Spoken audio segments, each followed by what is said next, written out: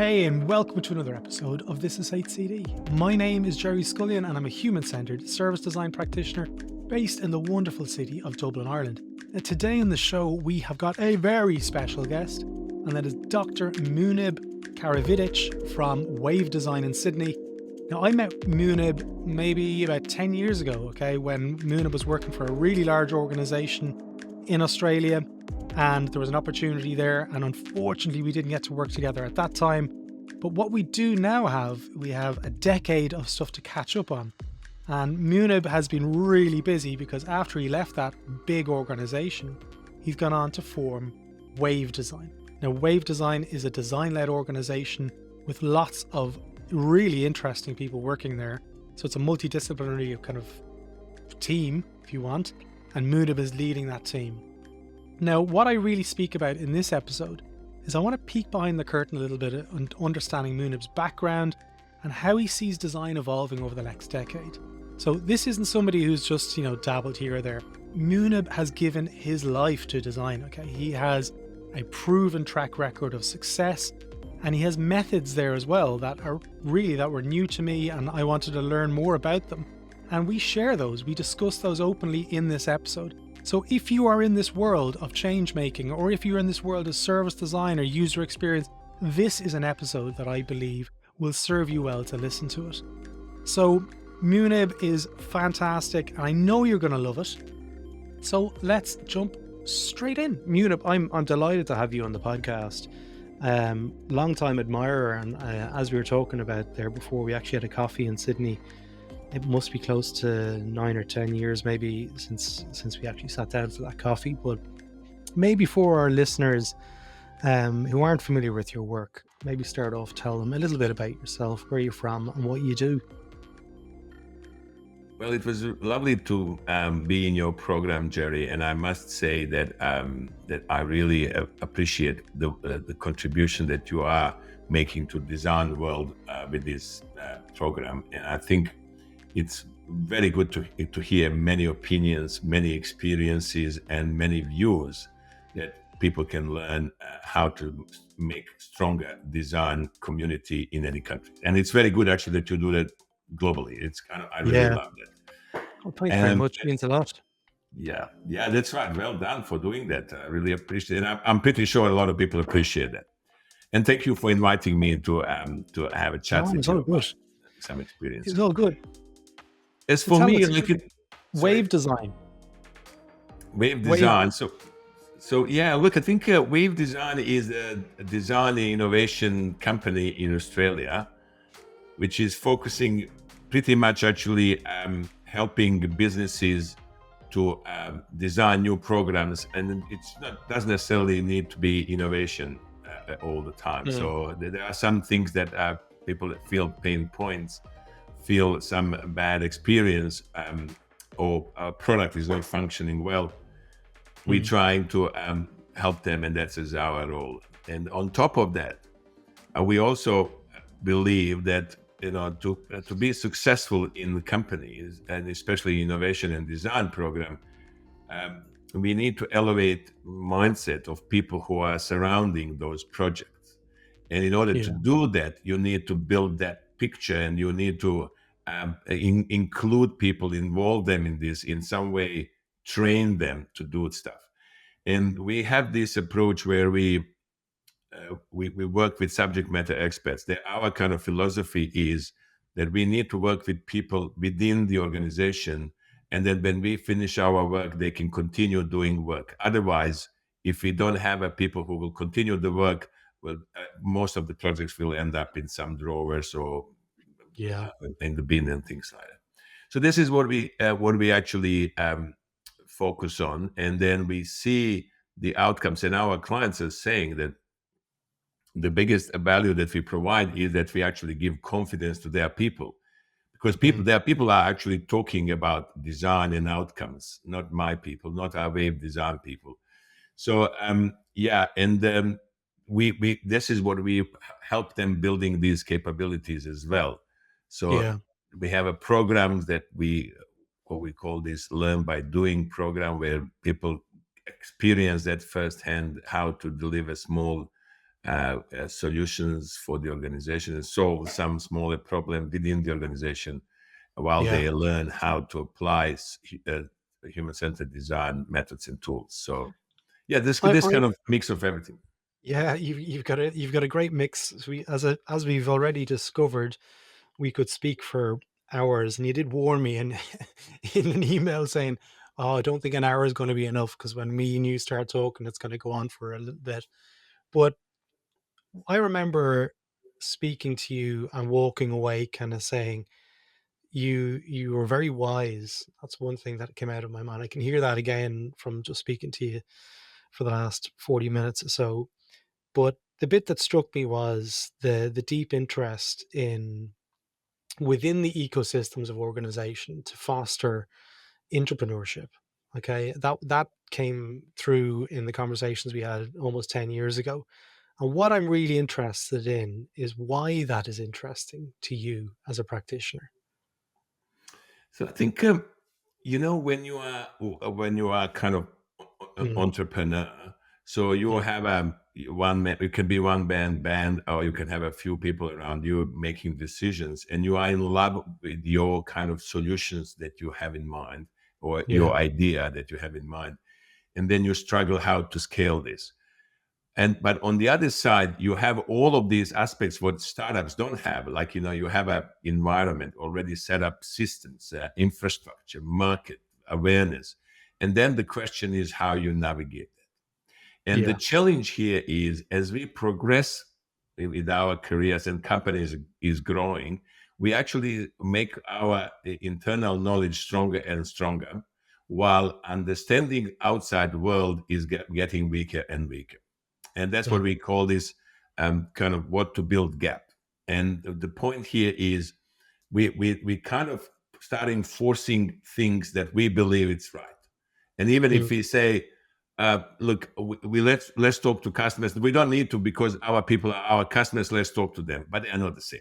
We know that. yeah, And kind of I actually found very interesting and challenging navigating that because we have a different characters, we have different behaviors, we have a different leadership styles, and then you need to study people how they're reacting on some things, and then when based on that understanding of people, you create some certain kind of approach that will actually get win people over and start yeah, actually following what you've been doing.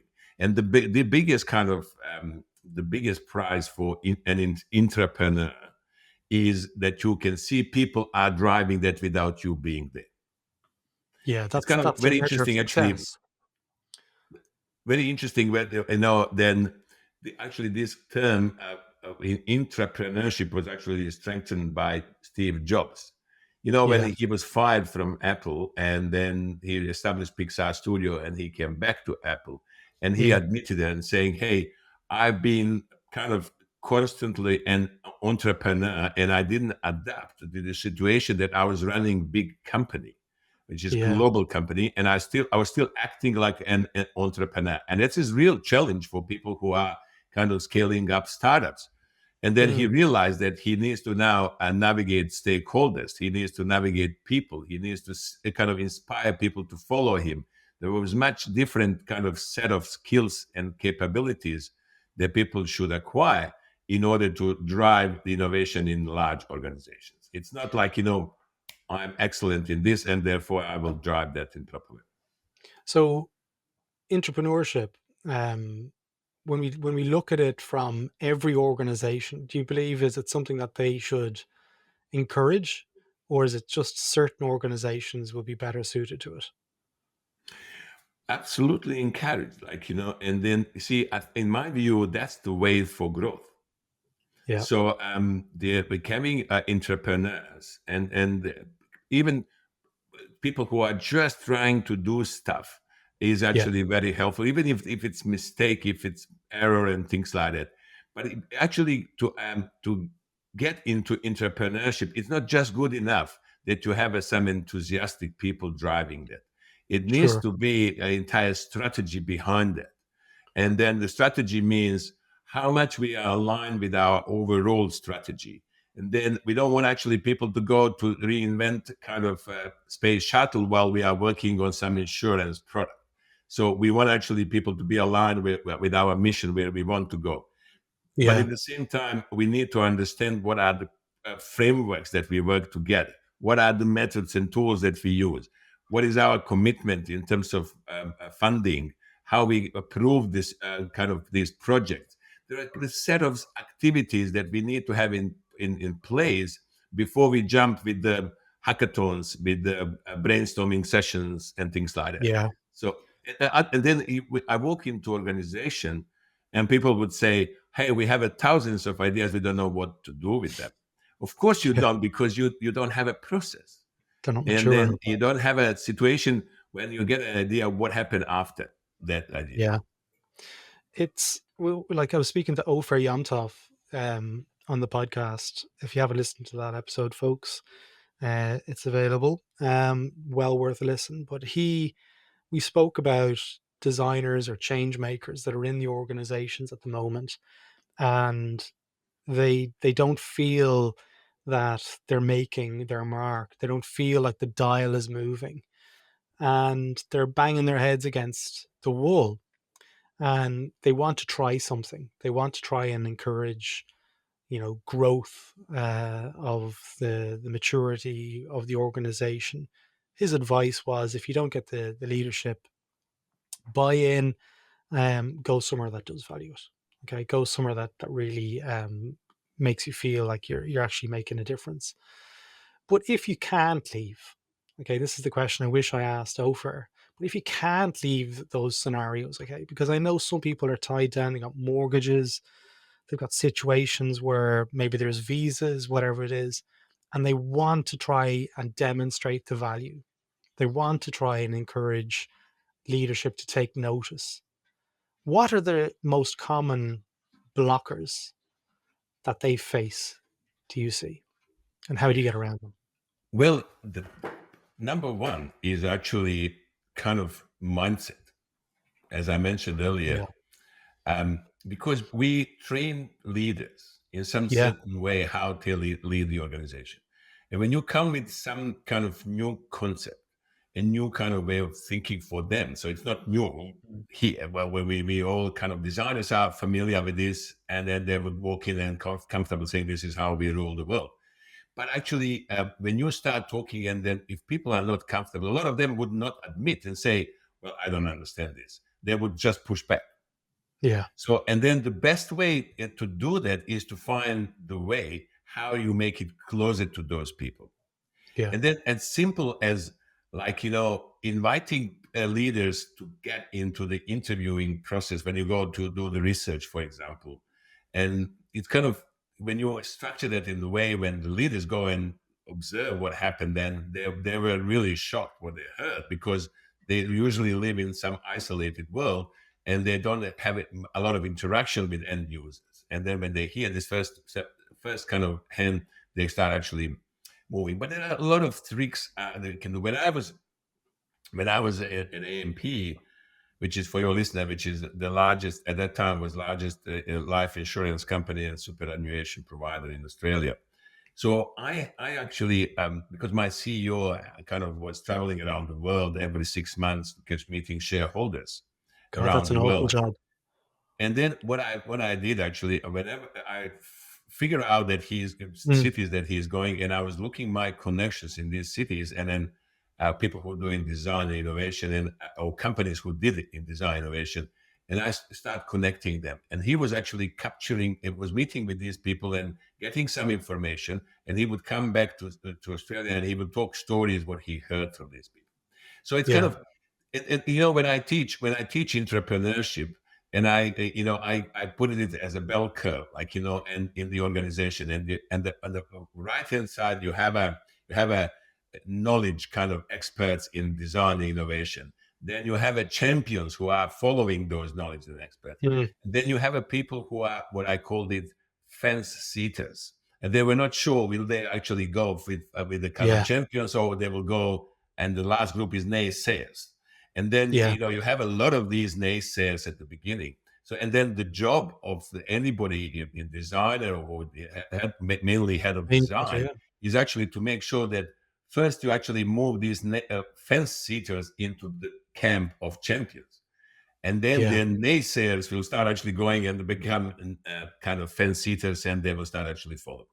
So Yeah. kind of when we started doing this, I remember we did a first kind of ethnographic research about some insurance product, a new product, and then we organized session on insights, what we learned from these sessions, and I organized kind of what I call the town hall session Yeah. in the organization, and we had a room of 300 people can sit there, and we had 7 or 8 people who were presenting, and actually only for first session only 4 people turned up. What? And then my guys were asking me, saying, "Well, look at this. There's many more people than actually who are presenting than people who are in audience. And what we are going to do?" I said, "We present. Even 4 people, we present." And then when we present to these 4 people, the next session we had probably 20. To cut long story short, after several iterations, when we weren't actually going around the organization and presenting, we had people couldn't fit in the room. That's how people become interested in this, and that's what I'm saying. You have these naysayers converting in some way that they will Yeah. kind of fence it as when, and then you can get people and with you. And then it was kind of the biggest outcome for me would be after the session when people came to me and said, "I now understand what actually customer-centric organization means."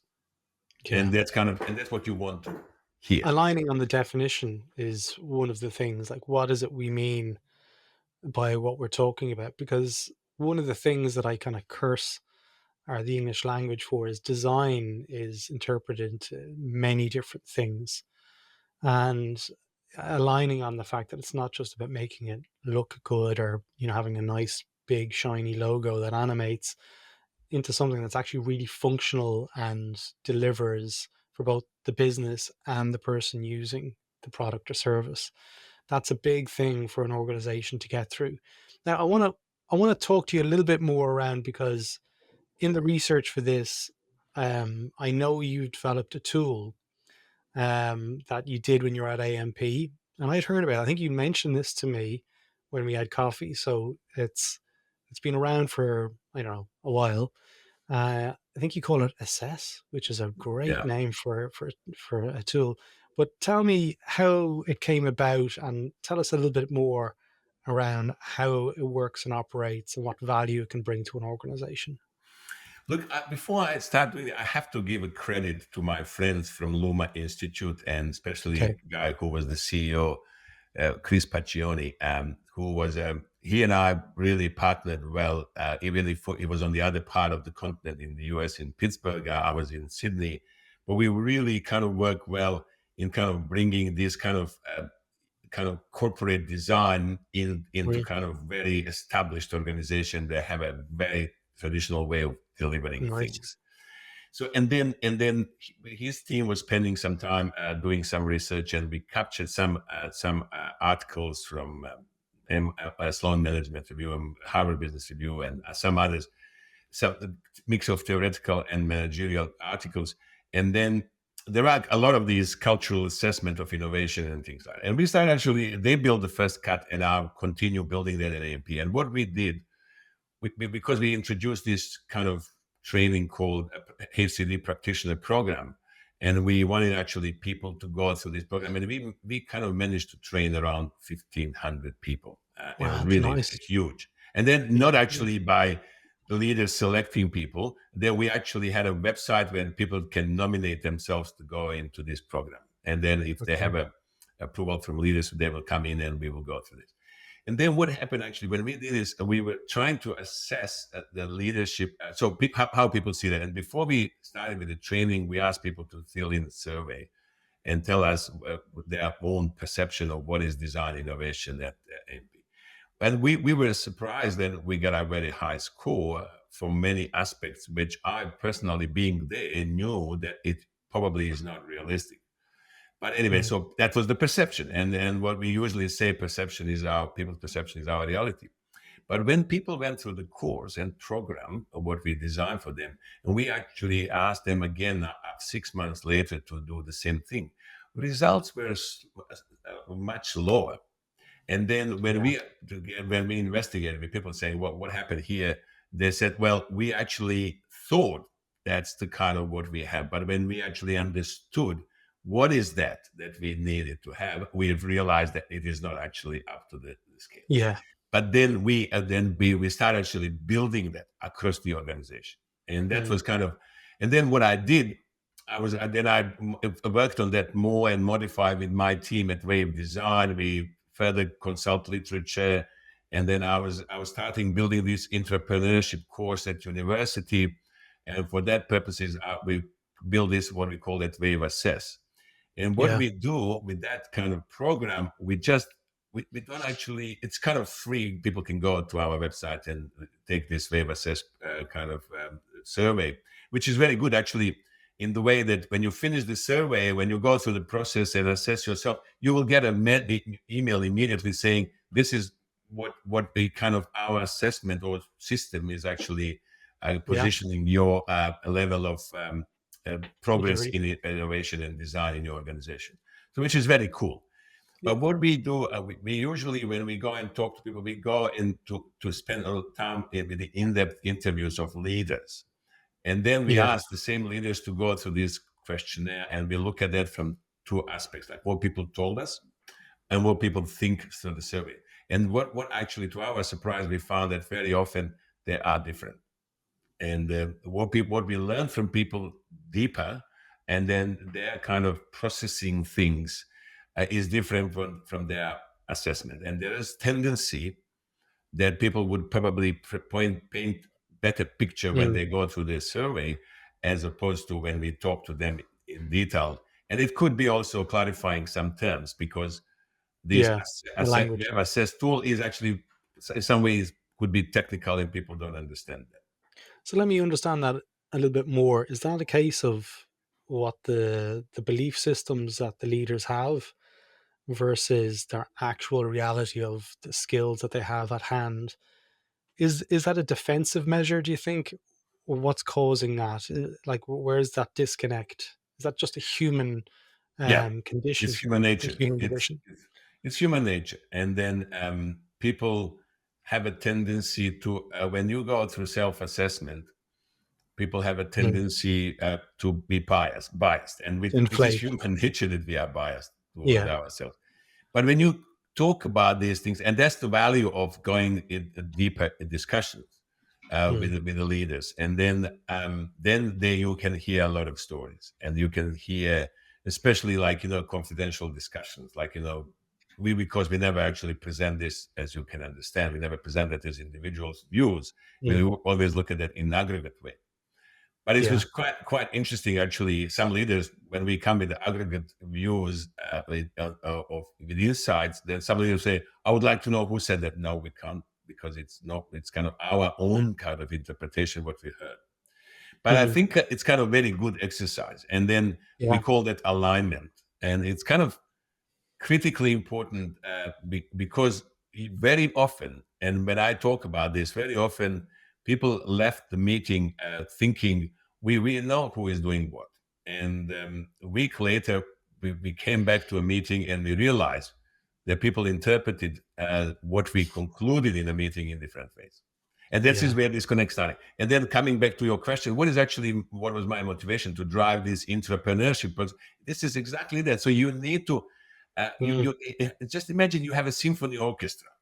And then if violin is having another tune, and then kind of piano has another tune, nobody will listen there.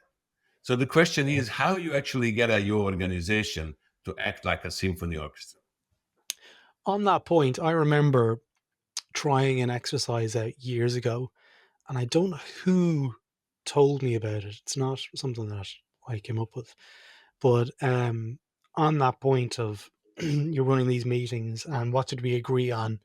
You spend 5 minutes with a post-it to write down what did we agree on a post-it, and then you put them up on the wall, and you see that there's a disconnect across the room, and you kind of go, how has this happened? We've all agreed, and we've all agreed on different things. So those kind of exercises of visualization, of creating an alignment, is something that's quite powerful. do you have any understanding about other things that you can include to help with those alignment pieces? Because the alignment piece is a huge opportunity for people who are in those situations, as I've addressed, that they can't move the dial.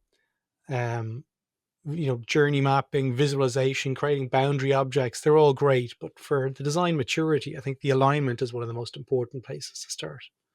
Yeah. So I think there are obviously many approaches how you Yeah. do that stuff. But I think one of the methods we use is very much about problem framing. And we apply, we actually go into kind of explaining the context of problem framing. Yeah. Like, why do you need to frame the problem? And Yeah. one of the biggest kind of outcome of problem framing is to get alignment. Because once you get with one problem starter or statement starter, means that there is everybody should be on that page.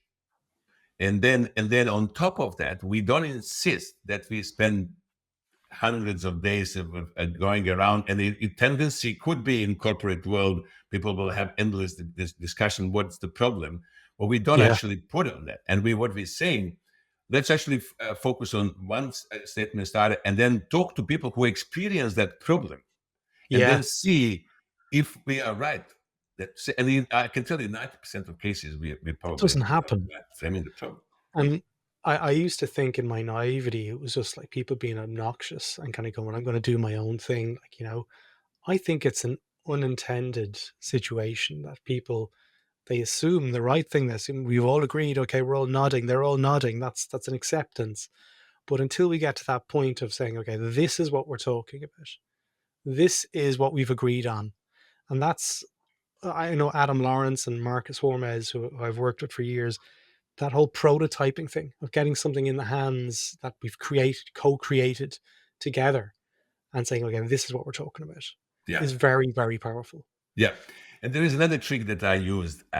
Sometimes you have a tough people and they would say, leaders, and they would say, well, I know what the problem is. Or I have a solution. I'm not focused on problem. Yeah. And then what I usually do in this situation, I would say, okay, fine. So we can see that we can't move on some other stuff.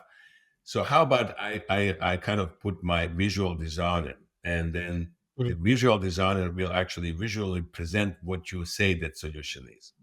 And test it. And if visual designer can actually draw the picture of your solution, means that we can take this and then we can go and put some sort of very kind of low fidelity prototype and then go and test it. Yeah. And then it was good hook. And they said, okay, I got it. And I like the idea. And then when they start actually interpreting what the solution is, and designers saying, where would I go with this one? And they say, not sure. And Not then sure. What would I do? You figure it out. You're the designer. Yeah. And then people would say, oh, I got it now. Let's go back to drawing boards. And then let's actually go to the problem framing and things like that. So sometimes, there was a lot of, put it this way. When I was actually embedding this design innovation function in corporate world in Australia, I spent a lot of time in the US learning from people who already done it. And one of the people that they've done it really well was Procter and Gamble. And I had a lot of discussions and the time with Claudia Kochka. In that she was appointed by A.G. Luffley, who was CEO of Procter and Gamble at the time, at probably 2001, 2002. And her message was, so your role as design leader is actually to make sure that you clear the way and that people understand in the organization, they understand the value of design. And then you put designers in and you try to protect them because there are a lot of kind of unknown things for designers and for people who are dealing with them. And there's not a kind of intentional tension. Yeah. It is tension because misunderstanding.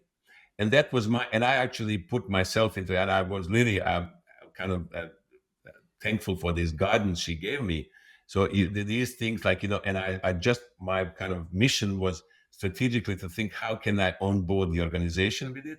And then create a channel for designers to walk in. It's not like, let's actually stop. I got the money. I will establish a design team and that's it. We're done. No. So there's massive work in actually kind of going through the broad organization.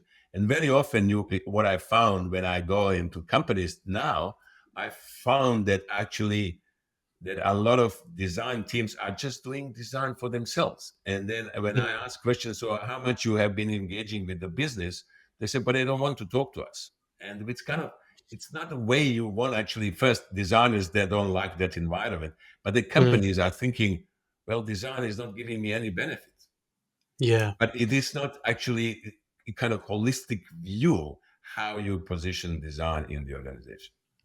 One of the pieces that I really liked there was the framing piece from leadership when they get to that point of saying, okay, we're going to establish the function of design. That typically means, and a big broad brush here of generalization happening, that they're going to install a team of designers into the organization. So that's option one. The other one that we're kind of talking about on this podcast, and also with what you're doing as well, Wave Design, is kind of developing the culture of entrepreneurship within organizations, which kind of means we don't want to be creating another silo within an organization of more designers. And within that, you've got UXers and researchers and service designers, and you get all into these kind of compartments and within organization. How do you explain to executives and leaders that it's option two that we need to be fostering and not option one of just building a team and having the head of design and making them do pretty pictures? Because that kind of reinforces that stereotype of design is here to make things pretty. Yeah, it's a very good question, actually. And Thanks very much. Thank you. but this is kind of vital question. So, Very so one. Yeah. yeah. So one of the things, because I've been in kind of corporate world for many years, and then I was navigating this kind of function, and then I was sitting in the in the investment committees, approving business cases, and I was actually chairing the investment committee for one of the retail banks. Because I was head of strategy and growth strategy and things like that. Yeah. So what I found actually when we call this, when we actually have a business case, and this is how I explain to leaders, when we have a business case, we approve that. And interestingly enough, you will not get a business case in front of the investment committee without a certain numbers that are hitting numbers, like return on investment 15%, break even after 1 or 2 years. Then you have all of these kind of ingredients, is tick Yeah. market share growing, this and that. But what happened actually, we have a lot of unvalidated assumptions, and we actually put a lot of faith into these assumptions, believing that they will deliver outcomes. And we actually take leap of faith that people will deliver these outcomes. And Yeah. we know that things are not working in that way. So as soon as you start hitting this kind of implementation, you start actually think, oh my goodness, we don't know this, we haven't done this and things like that. And there is a kind of nice quote from, people are using this quote from Guy Kawasaki saying, ideas are easy, the implementation is hard. And then my view is implementation is hard because we treat ideas easy. We need to spend much more time and energy actually fleshing out these ideas. And this is coming to the concept, what we call it leaps of logic. And this is where design comes in place. Leaps of logic means we are creating small leaps. And when we get we validate assumptions, we go next leap, we validate assumptions, next leap. As we progressing that, we validating many assumptions to the point where after several prototype testing, a minimum viable product, you get a very high level of confidence that these assumptions are proven, and you walk in very strong and saying, now I can tell you, we know that there is a desirability here. There is absolutely feasibility, and there's so much would cost, and viability is there as well. So, and I love, when I talk about this, I love kind of talking to chief risk officers, because chief risk officers are very important kind of aspect in decision-making process. Because if there is something unknown, people will immediately interpret it, oh, it's too risky. And then as soon as they interpret it's too risky, then better kind of push back and then don't do that. So with this one, what we are saying, we are with a human-centered design, we are de-risking funding, because we had a much higher confidence what we are going to build. We had one client which was a global pharma company, and we helped them to actually create new events management system. We have a lot of interaction with medical practitioners here in Australia. Mm. And then we went through these leaps of logic, and then we end up kind of everything there. And then he called me after the investment committee meeting, and he said, I never experienced in my career that we approved a business case in 15 minutes. Because it was so clear, then we had a clear assumptions, all assumptions were tested.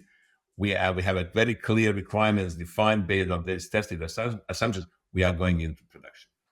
And that's kind of the value of human-centered design when you're unpacking that to the level that, for example, you start with problem framing. This is one leap, and then you probably don't agree with this, but then you go in next leap, which is actually going to talk to people who are experiencing that problem.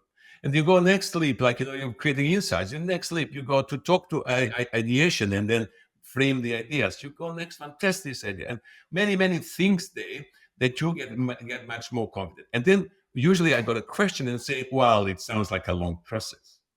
And it is at the beginning, like, it's not long, but it can go fast if we have a support from the organization. But every time you go this, you're actually going shorter and shorter. And for example, one of my KPIs when I was in corporate world was what's the time frame that we come with the prototype and minimum viable product. Sure. And then you see here, for example, when we started, it took us 6 months to get a minimum viable product. And as we practice this more, we ended up like having 3 or 4 months. And then people have a prototype, like prototypes were everywhere. How many prototypes you have? It's not a question how many ideas you have. The question was how many prototypes you have, how many of them you tested. And you walk in investment committee with the prototype in your hand, even if it's kind of a paper prototype, but people can understand what is that and what you tested and what are the assumptions that you tested. Yeah, it's the bit that kind of I'm hanging on a little bit more is this idea factory piece that organizations tend to gravitate towards. When you're speaking, I get it. I'm on the same page. But when organizations tend to adopt this, they kind of think of it as, okay, the winning idea is going to come out of this. And I'm of the mindset that ideas can slow things down. Fix the service first. Fix things, make it functional, make it actual meet the needs. Because if you don't do that, you're adding ideas to the processes. It takes them away, detracts from the actual functionality of the core service.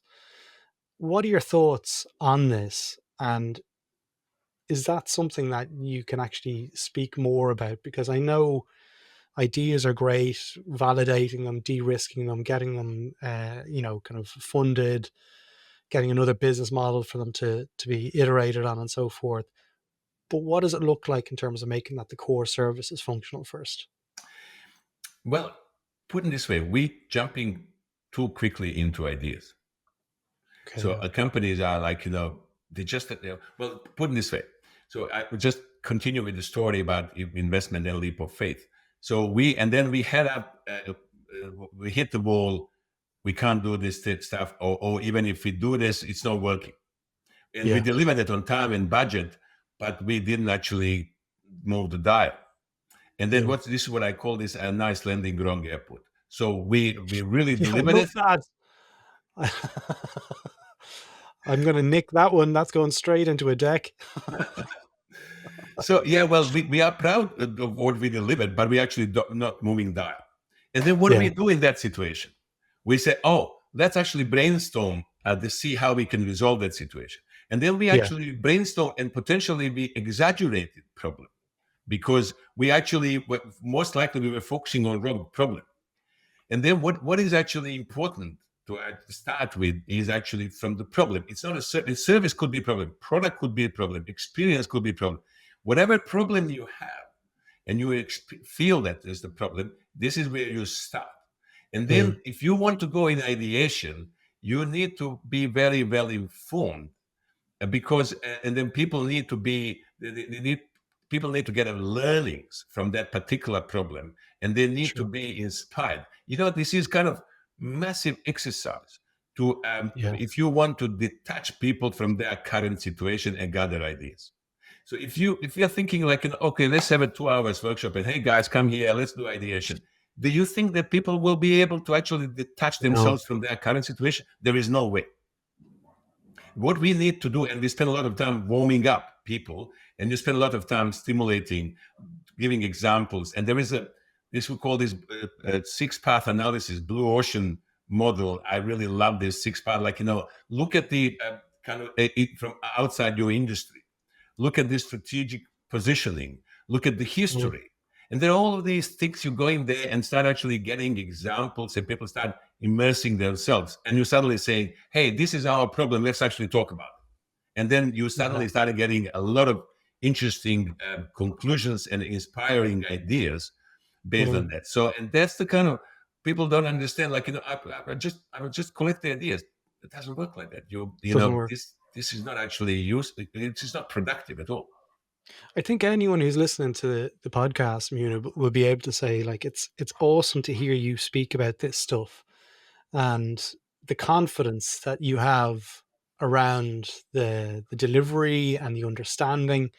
And I was scrolling through there, I was trying to say, okay, well, how would you describe yourself in the current world, and where maybe we go back a little bit further, like, well, what did you study and stuff? Because it's this piece that a lot of change makers seem to struggle with, is the confidence piece to speak up, to champion the belief system and the frameworks to help move the dial. But when you're speaking, it's with vigor, and it's with confidence, and I love it. How did you foster that? Have you naturally been a great orator? So, look, I think I'm a very curious person, and I was really I'm open-minded, and I have a growth mindset, and constantly thinking about new challenges, and then something new. So, and sometimes I'm ahead of my time, and sometimes I sometimes people look at you and say, "What this guy is dreaming." I will give you an anecdote, like, really short one. When I was doing my PhD, I was doing e-commerce. You and I discussed that earlier. And back in '97, we have 2 daughters, and at that time they were 10 and 8 or something like that, and even younger. And then I remember my wife got in a mailbox saying, like, a great offer for Encyclopedia Britannica, and you buy these, big books and things like that. And she was coming to me and she said, well, this is in a lifetime kind of opportunity to buy these Encyclopedia Britannica for our. I said, why do you need it? But for our kids, that they can start actually growing up with this kind of encyclopedia. And I was telling her, because I was doing e-commerce, and in '97, I was telling her, our kids will not actually read anything from Britannica, Encyclopedia Britannica. And she was angry at me. She was like saying, how can you do that? We need to have that. And I said, but they will never do it, because they will go through online environment. They will learn from that. And this is what happened. And then 5 or 6 years later, when they actually going through that, and they went through the process, she admitted, and she said, I really admit that you were right, but it was 5 or 6 years ago. And at that time, she didn't understand the positioning that I was trying to say. But the point I want to make is that I've been always in this kind of innovation world, and in thinking, how can we kind of make things stronger? But one thing I usually, when I design this entrepreneurship course, and then obviously people are kind of contributing the theory of entrepreneurship, and one of the principles that people introduce is, you need to be ready. That all comes across when you're speaking. But what advice do you have to people who maybe don't feel that way and want to increase their chances of success? Yeah. So, like, I think, this is what we practice with our designers. So, designers are great, creative people, but sometimes they had a hard time navigating through the organization. So, in what we actually practice this, we work with leadership, framing the problem, and very next stage is actually go through a stakeholder prioritization and a stakeholder engagement plan. And we spend a lot of time building that kind of tool And when we walk, we spend some time with leaders in the organization, and then we do some prioritization, and we have some certain methods and tools how we do that. But the most important is that how you build an engagement plan. And then when designers work, and they are great in doing that, they have a fantastic. And then when they have that tool, when they have that kind of guidance, what to do, they are excellent.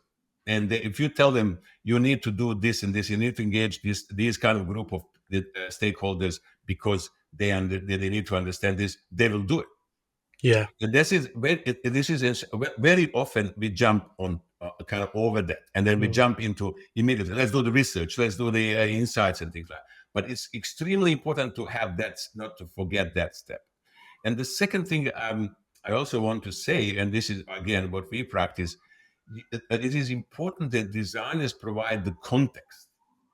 Yeah. Whatever they do, not assume that people are familiar with it. So even if you say, let's do an ideation, it requires why we're doing that. What's the purpose of that? So, and what we want to achieve with this, how we actually detach people from the current environment, how we stimulate you. And then all of these things they need to say, because if you just go and say, let's do brainstorming, and I'll tell you, put in the 5 groups and we start actually, think about you are Elon Musk, and then start people, no, that doesn't work.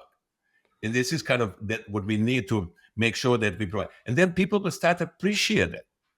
And I can see that firsthand with our designers, when they provide the context and explaining to people how it works, people are very keen to cooperate. Yeah.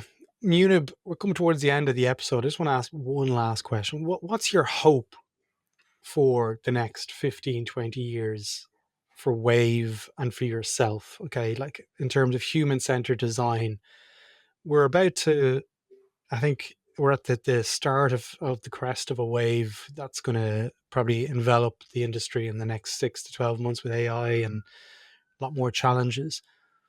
What's your hope?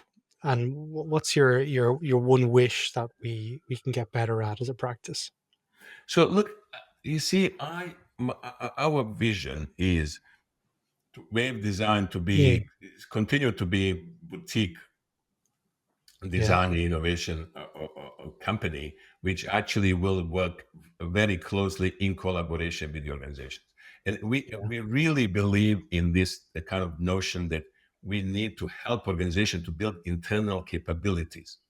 Sure. While we are delivering outcomes. It's kind of very important. While we're delivering outcomes, we build the capabilities by involving a lot of people working with us and things like that.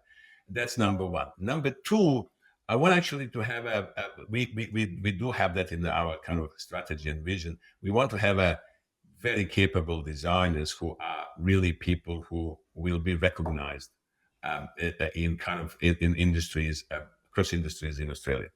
We don't have any kind of ambition to go broader than Australia, and that we will be very happy to be here and deliver great outcomes for Australian companies.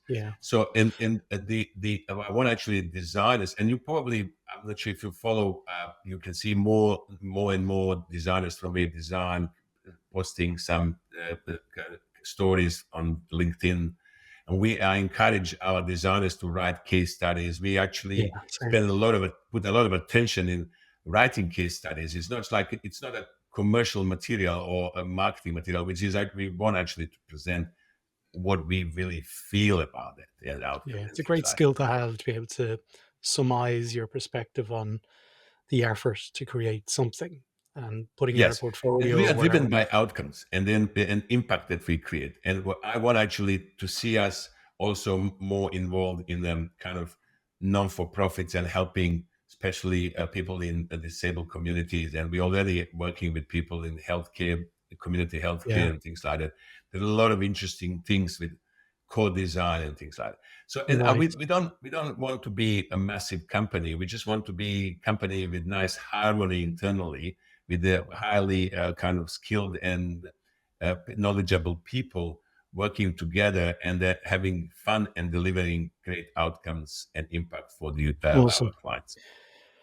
Munib, listen, look, I wrap every episode up with thanking the guests for allowing me to put them on the spot and ask questions and go left and go right and go backwards and go forward. So I appreciate you giving me your time. I know it's dinner time in your household. You're probably hungry, but thanks for giving me your time and your vulnerability. I really, really appreciate it. If people want to reach out to you, I'll put a link to your LinkedIn in the show notes. Is there, and maybe the website as well for Wave. Yeah.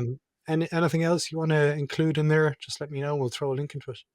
It's all good, and they will. If they actually, they can find will easily. find it. So in today's world, it's very easy to find people if you want. Yeah, absolutely. But I also want to say, Gerry, the way how you approach this is excellent, and I think what I was talking earlier, it's how you actually kind of building awareness about design is exactly what you're doing, and we probably entire design community in Australia and globally should encourage actually people to listen your program, because what you are doing now, I had to go to US or Europe and actually listen these stories from people that they would tell me, and I learned from them when I was building things in my organization. And it's now much better that we have people from all around the world giving different stories.